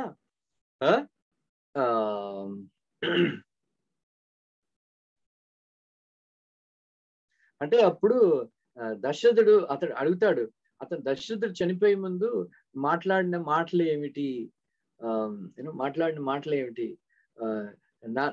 నా గురించి ఏమైనా అన్నాడా, నాకేమైనా ఉపదేశం సలహా ఏమైనా విడిచిపెట్టాడా, మెసేజ్, అతని లాస్ట్ వర్డ్స్ ఏమిటి అని.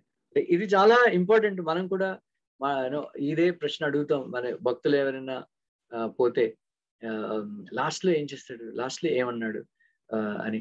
అంటే ప్రభుపాద్ కూడా జయానంద ప్రభు మరణించినప్పుడు ప్రభుపాద్ కూడా అదే అడిగారు, లాస్ట్ లో ఏం చేస్తున్నాడు. సో మొట్టమొదట్లో అతను జయానంద ప్రభు అతను చనిపోయిన తర్వాత అతనికి లెటర్ రాస్తాడు, ఎందుకంటే నువ్వు మంచిగా చాలా సేవ చేసావు అది ఇది అని, నీకు కోరికలు ఏమైనా ఉంటే స్వర్గలోకం వెళ్ళి అక్కడ ఎంజాయ్ చేసి ఆ తర్వాత మళ్ళీ భక్తుడుగా పుడతావు అని అతను రాస్తాడు అనమాట. అప్పుడు తర్వాత డీటెయిల్ గా ఎవరో చెప్పారనమాట ప్రభుపాద్కి.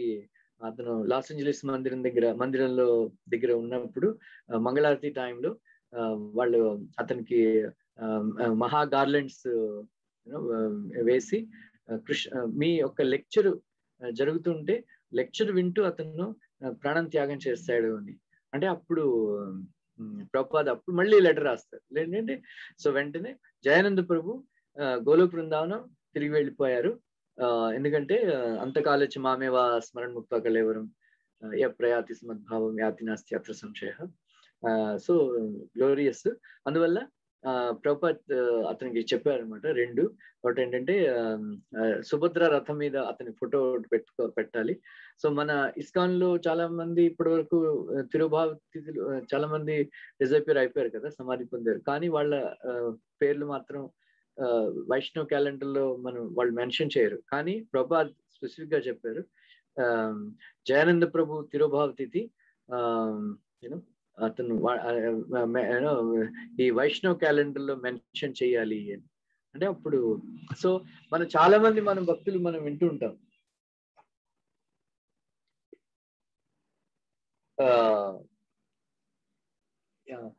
లాస్ట్ లో ఏమన్నాడు, లాస్ట్ లో ఏం చేస్తాడు అంటే మనకు ఒక ఐడియా కలుగుతుంది. హరే కృష్ణ మహామంత్రం జపం చేస్తూ శరీరాన్ని త్యాగం చేస్తే సో చాలా మంది అనుకుంటుంటారు గాంధీ హే రామ్ అని అన్నాడని. అంటే యాక్చువల్ గా ప్రభుపాద్ చెప్పారు గాంధీ నెహ్రూ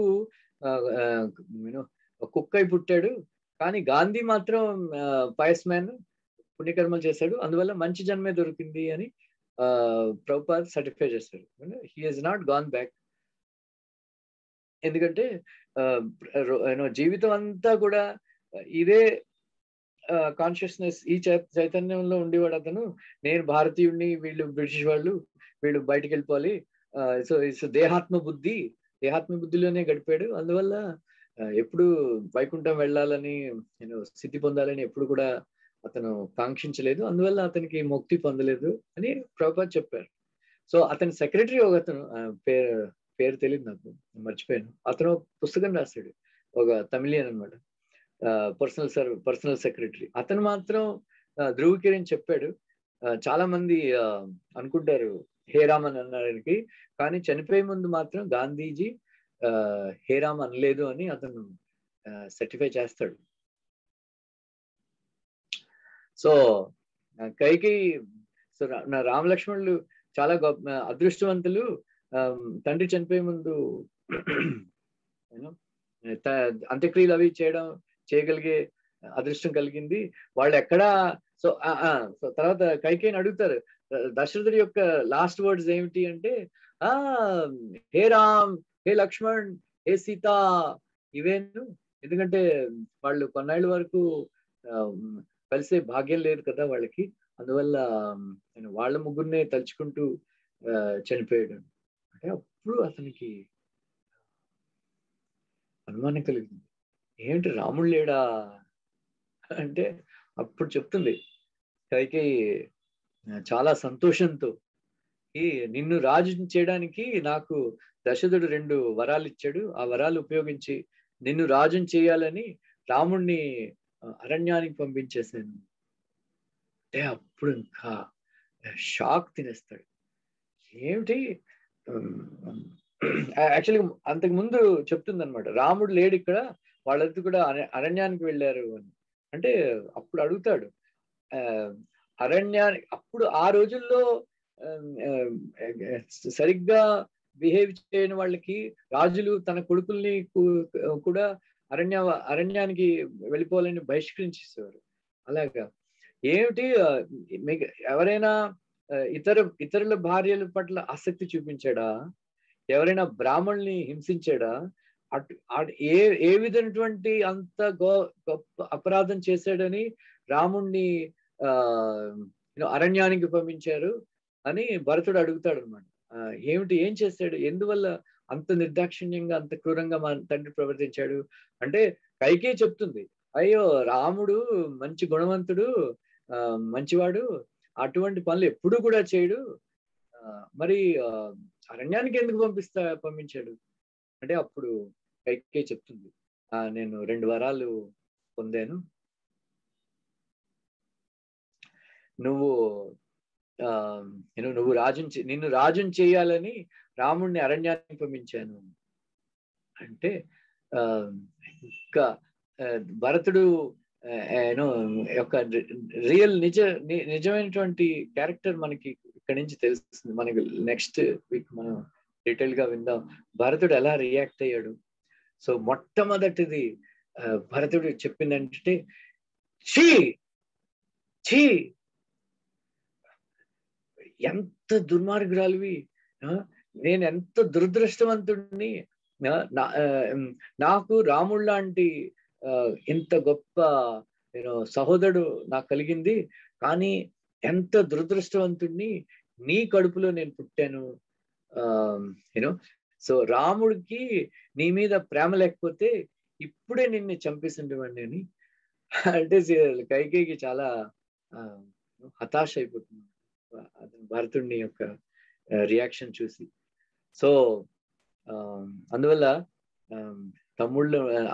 తమ్ముళ్ళందరూ కూడా భరతుడిలా ఉండడు అని రాముడు సర్టిఫై చేస్తాడు. సో చాలా పాపం చాలా మనం నెక్స్ట్ వీక్ విందాం డీటెయిల్ గా. సో భరతుడు ఎలా రియాక్ట్ అయ్యాడు, ఏం చేస్తాడు. Thank you. హరే కృష్ణ.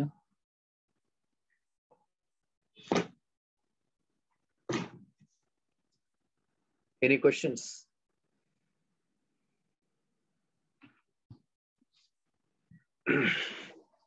ఈ విధంగా డీటెయిల్ గా వినాలనుకుంటున్నారా, సంక్షిప్తంలో చెప్పిన?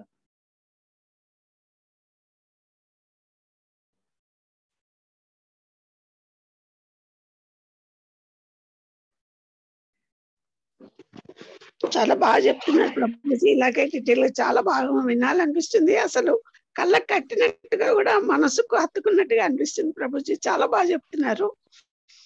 రామాయణం ఒకసారి ఎప్పుడో చదివాం కానీ తర్వాత మళ్ళీ మీ నుండి వినడం ప్రభుజీ చాలా బాగుంది. Okay. Hare Krishna Prabhuji.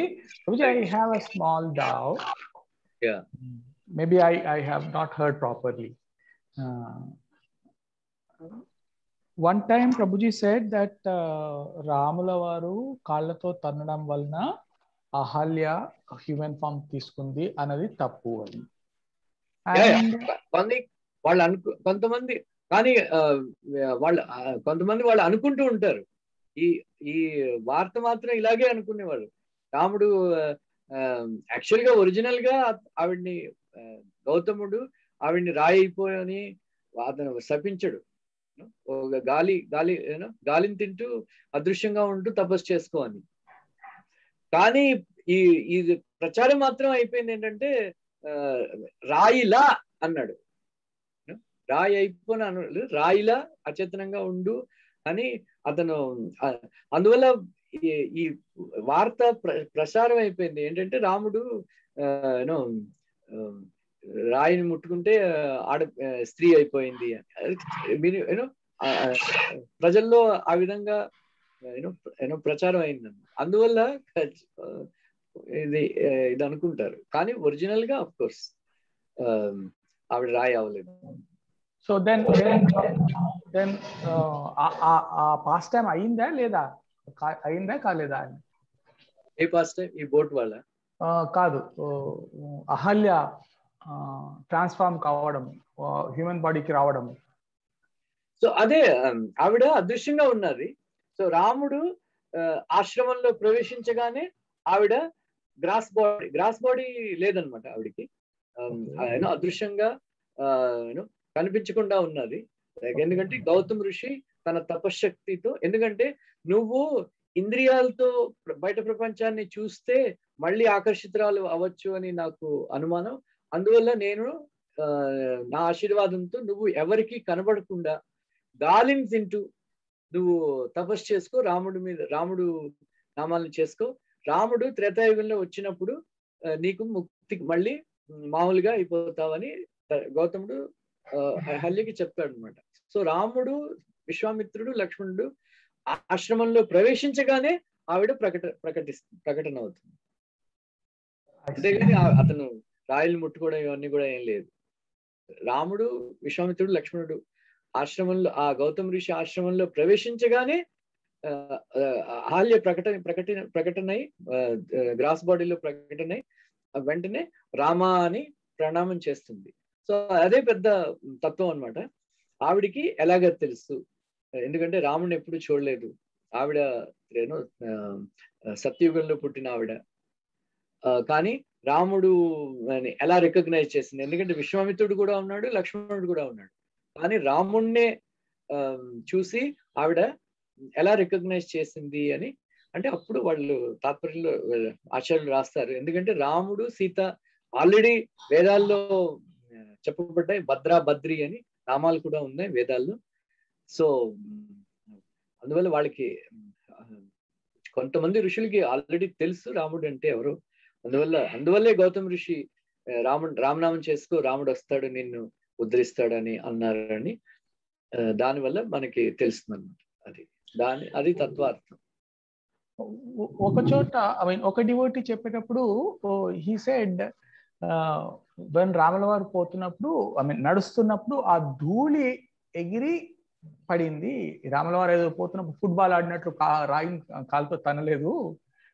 Generally ఎవరు ఫుట్బాల్ ఆడినట్లు కాలుతో తంతారు రాళ్లను, అట్లా కాదు. ఆయన నడుస్తున్నప్పుడు ఆ కాలి ధూళి తగిలి తను చేంజ్ అయింది అని కూడా నేను విన్నాను. ఒరిజినల్ వాల్మీకి రామాయణంలో మాత్రం ఇదే రాస్తున్నది. వాళ్ళు ఆశ్రమంలో ప్రవేశించగానే ఆవిడ ప్రకటన అయింది. Okay okay. సో మరి వాల్మీకి రామాయణంలో ఆయన ఆశ్రమంలో ప్రవేశించినంత మాత్రాన్ని ఆమె చేంజ్ అయిపోయిందని రాసినప్పుడు, అదే వాల్మీకి రామాయణంలో ఈ గుహిణి పాస్ట్ టైం కూడా ఉందా? సో గుహిణి పాస్ట్ టైం వాల్మీకి రామాయణంలో లేదు. రామాయణం చాలా వెర్షన్స్ ఉన్నాయి కదా. But what is that we in ISKCON we advise the devotees to read? Which one we advise to read? Because there's so many things. Advised Valmiki Ramayana. Okay. Valmiki Ramayanam కొన్ని పురాణాల్లో కొన్ని stories ఉన్నాయండి, అవి కూడా acceptable. So Valmiki Ramayanam ISKCON ఏ devotee అయినా రాసిండేది ఉందా book? మనం అంటే విద్వాన్ గౌరంగా అని ఒక ఉన్నాడు, అతను ట్రాన్స్లేట్ చేస్తా ఉన్నాడు, కానీ ఇప్పటివరకు లేదు కదా. ఒక ఫస్ట్ 3 parts వచ్చాయి. ఓకే. విద్వాన్ గౌరంగ్ ప్రభు యాక్చువల్లీ తెలుగు అబ్బాయి. సో చాలా పాండిత్యం ఉన్నవాడు. సో బాగా రాశాడు. ఫస్ట్ 3 parts వచ్చాయి, కావాల్సి మీరు అమెజాన్ లో ఆర్డర్ చేసుకుని తెప్పించుకోవచ్చు. హరే కృష్ణ. థ్యాంక్ యూ ప్రభు. Thank you.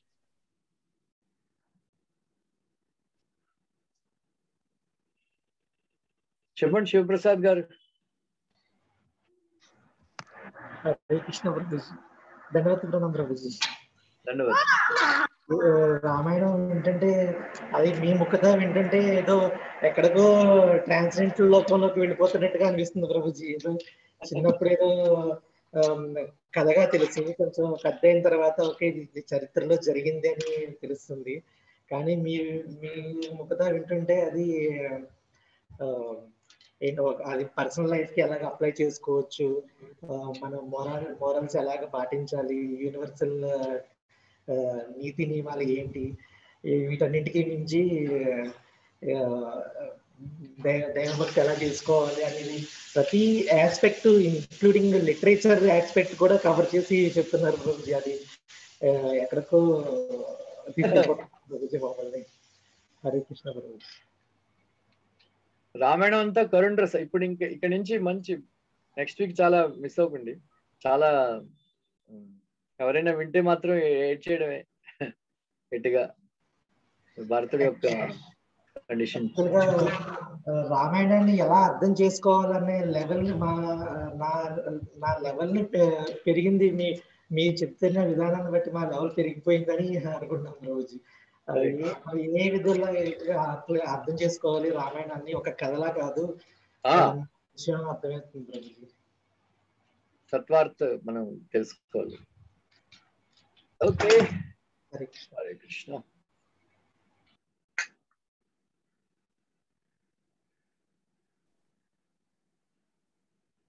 హరే కృష్ణ ప్రభుజీ. ప్రభుజీ మీరు గూడు తాబేలు చెప్పారు కదా, అది అతను గూడు కాదండి, అతను బోట్ మ్యాన్. అదే బోట్ మ్యాన్ అని చెప్పారు కదా, బోట్ మ్యాన్ తాబేలు. అది ఇది ఈ రామాయణంలో నుంచా మీరు? అంటే అది వాల్మీకి రామాయణం కాదు, మరో వర్షం.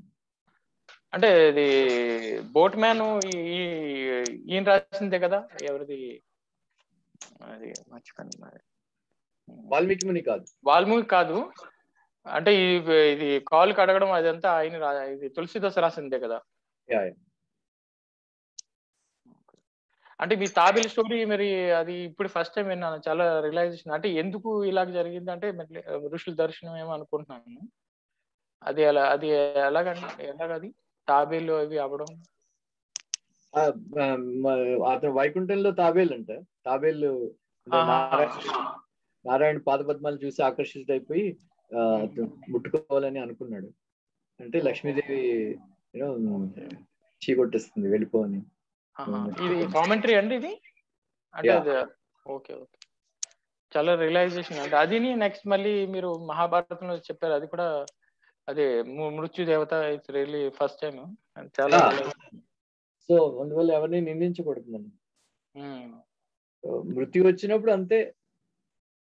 సో కానీ ప్రభుపాద్ 7వ స్కందం 10వ అధ్యాయంలో ప్రభుపాద్ బాగా రాస్తారు. ఎందుకంటే బ్రహ్మదేవుడు 7వ స్కందం 10వ అధ్యాయం బ్రహ్మదేవుడు నరసింహదేవుడు అతను బ్రహ్మదేవుడిని చివాట్లు పెడతాడు, ఇటువంటి కోరికలు తీర్చగది అని.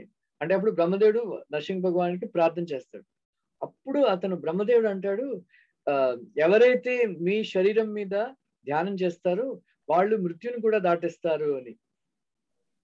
అంటే ఆ పొరపాట్లో ప్రభుపాద్ రాస్తారు, అందరూ కూడా తన డెస్టినీ ప్రకారం, భాగ్యం ప్రకారం అందరూ కూడా చనిపోతారు.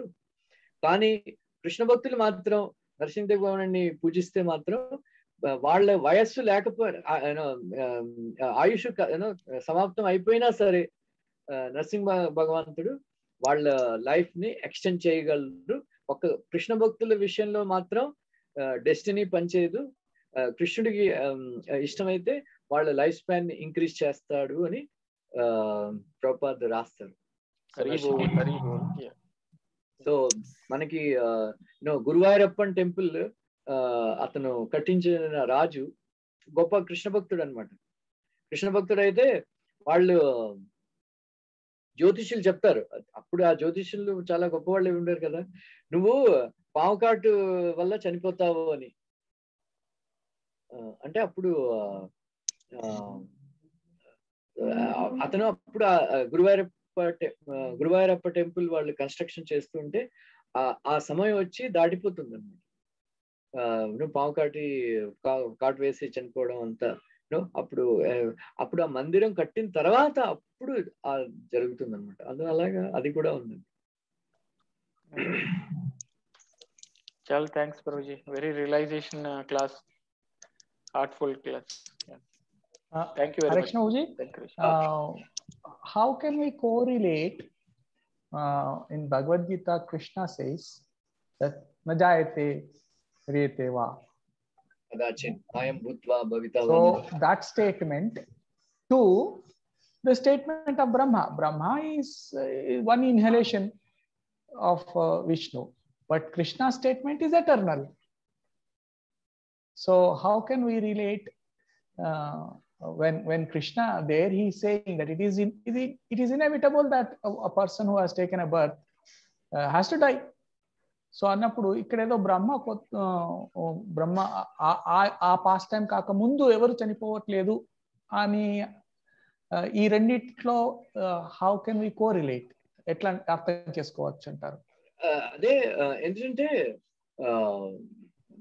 చనిపోవట్లేదంటే ఎవరు స్వర్గలోకంలో ఒక కల్పం ఎవరు పోరు కదా. అటువంటి పరిస్థితి ఇక్కడ భూమి మీద కూడా ఉండేది అనమాట. ఎవరు పోయేవారు కాదు. No. Swarga is, I mean, the demigods live up to a lifetime of Manu. There are 14 Manus. So everybody in the Swarga Loka will go at the Manu's time.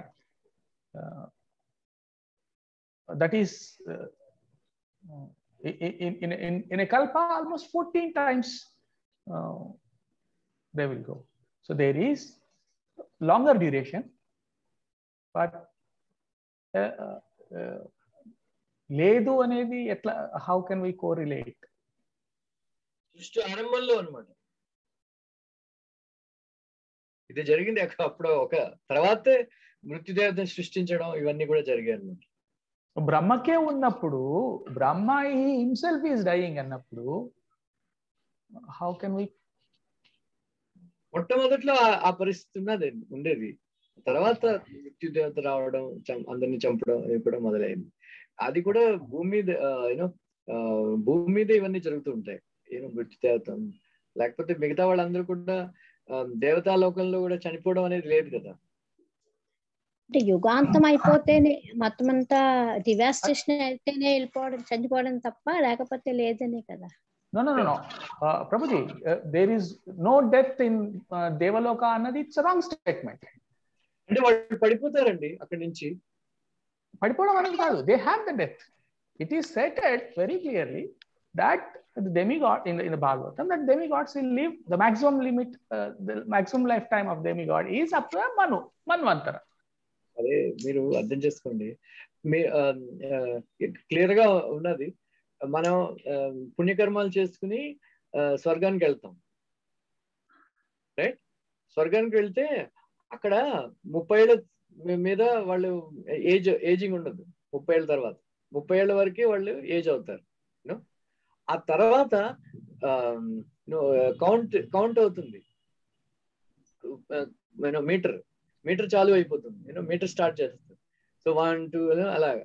So మనం వాళ్ళు ఎంత ఎంజాయ్ చేస్తుంటే ఆ metre తగ్గిపోతుంటుంది. Metre 0 అయినప్పుడు dead body ఎవరు అక్కడ విసిరేస్తారు. అక్కడి నుంచి చనిపోవడం ఉండదు అక్కడ. I see. They will not take another birth. నేనే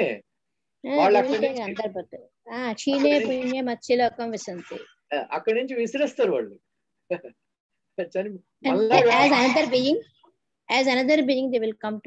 మళ్ళా ఊపిరి ఆగిపోయి సవాలైపోయి అంత్యక్రియలు చేయడం ఇవన్నీ ఉండవు అక్కడ. అర్థమవుతుందా? లే, అక్కడి నుంచి విసిరేస్తారు ఆత్మ. అప్పుడు ఆత్మతత్వం అంటారు అనమాట. సో మన ఒక ఆవిడ్ని కౌగిలించుకుని, అప్సరస్ని కౌగిలించుకుని ఎంజాయ్ చేస్తున్నాం అనుకోండి. ఆ తర్వాత ఆ మీటర్ 0 అయిపోయినప్పుడు ఆ కౌగిలి నుంచి లాగి విసిరేస్తారు. విసిరిస్తే మరోడు వచ్చి దాన్ని కౌగిలించుకుంటుంటే వీడు మనం ఈ పడిపోయే ఆత్మ చూస్తుంటుందంట పాపం. అరే నేను విడిచిపెట్టిన అమ్మాయిని నన్ను వీళ్ళు కౌగిలిస్తుందని మన చాలా బాధ కలుగుతుందండి. ఆ బాధతో అలాగా పడిపోతారు చూస్తూ. అంతేగాని శవం అయిపోవడం, ఊపిరి ఆగిపోవడం ఇవన్నీ జరగవు అక్కడ. మృత్యు లేదు అక్కడ. అక్కడి నుంచి విసిరేస్తారు.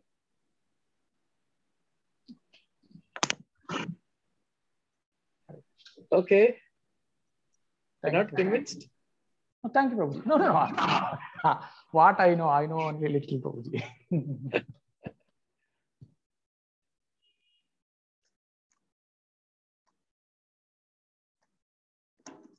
మనం ఎప్పుడు అక్కడి నుంచి స్పిరిచువల్ వరల్డ్ నుంచి పడిపోయాము, రైట్? మనకి మొట్టమొదట పడిపోయినప్పుడు బ్రహ్మ అవుతా ఉంటాం అందరం, తెలుసా? I'm not sure. Raghunath Das Goswami రాశారు ఏదో పుస్తకంలో. సో మొట్టమొదట మనం పడిపోయినప్పుడు బ్రహ్మ అవుతాం. బ్రహ్మ నుంచి మనం పడిపోయి ఇక్కడికి వస్తాం, మానవ జన్మకి వస్తాం. ఇది ఎప్పుడు జరిగిందో, ఇంతమంది బ్రహ్మలు మనకి బియాండ్ అవర్ అండర్స్టాండింగ్. మనకి this is actually first time I'm hearing. I heard if one is purified at a purified stage after this thing, one may become Brahma. So ante nenu reverse lo vinnanu. If this is a new information for me. You don't know many things. Yes, that's what I said. So first మనం పడిపోయినప్పుడు బ్రహ్మ అవుతా ఉంటాం. మరి really any reference Prabhuji? మనం ఎక్కడ చదువు, if I want to go through more any book ఎక్కడైనా చెప్పారా ప్రభుపా? ఒక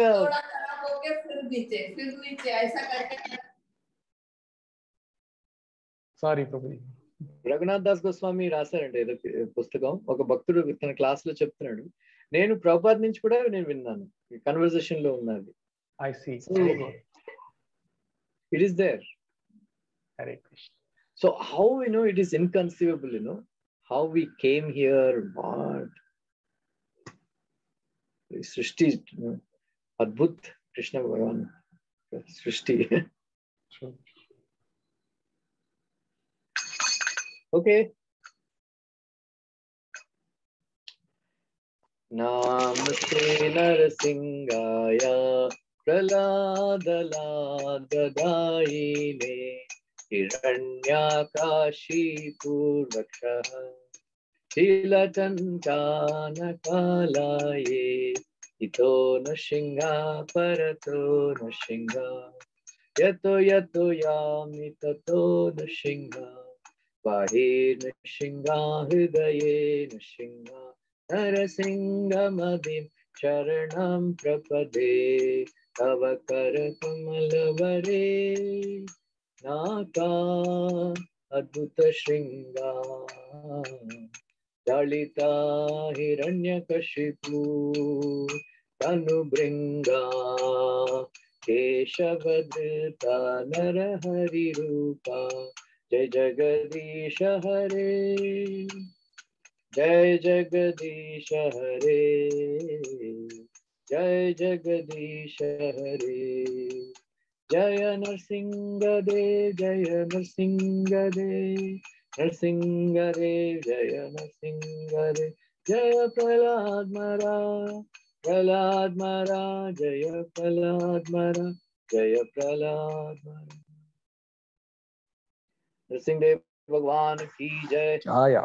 Prahlad Maharaj ki jai. Jaya. Gaur Premanande Hari Hari Bol. Thank you. Hari Bol, Hari Bol. His Grace Ramarup Prabhuji ki jai. Srila Prabhupada ki jai. Ki jai.